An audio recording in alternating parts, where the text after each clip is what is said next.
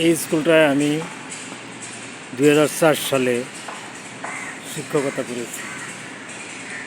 তখন বিদেশ যাওয়ার একটা সময় ছিল, আমার ইটালি যাওয়ার যে সময়টা ছিল অ্যাক্সেস, সেই সময়টা আমি 1 বছর এখানে Fatema Aziz Memorial school and college, সুন্দর একটা পরিবেশ। এখন তো অনেক শহর, চারদিকে প্রপার্টিস, অনেক পরিবেশ। এই মাঠে আমি হেঁটে হেঁটে কথা বলতাম, মোবাইলে অনেক ফোন আসতো, অনেক সুন্দর।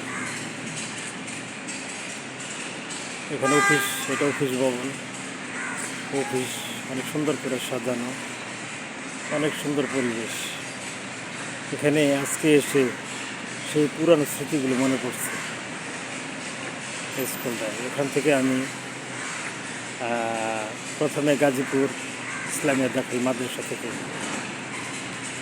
এখান থেকে আমি রিজাইন দিয়ে ঢাকাতে চলে আসি 2003-এর ডিসেম্বরে।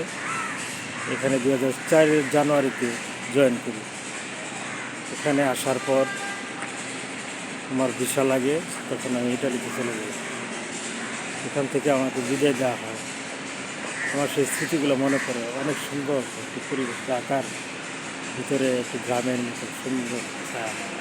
এখন চারিদিকে অনেক প্রপার্টিস, হাইরাইজ বিল্ডিং, অনেক সুন্দর। এই একটা gate, Fatema Aziz school and college, অনেক সুন্দর একটা পরিবেশ।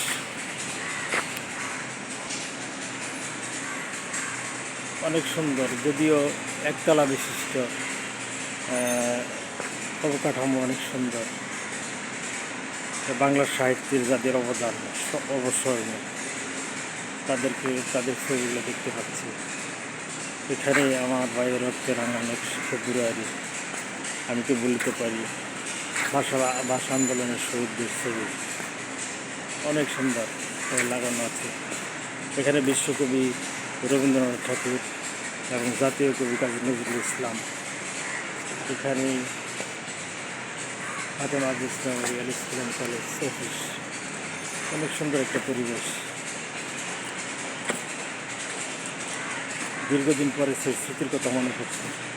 ওই সকালে এখানে ক্লাস নিতাম, শ্রেণীকক্ষগুলো এখানে অনেক সুন্দর একটা পরিবেশ এবং নিরাপদ।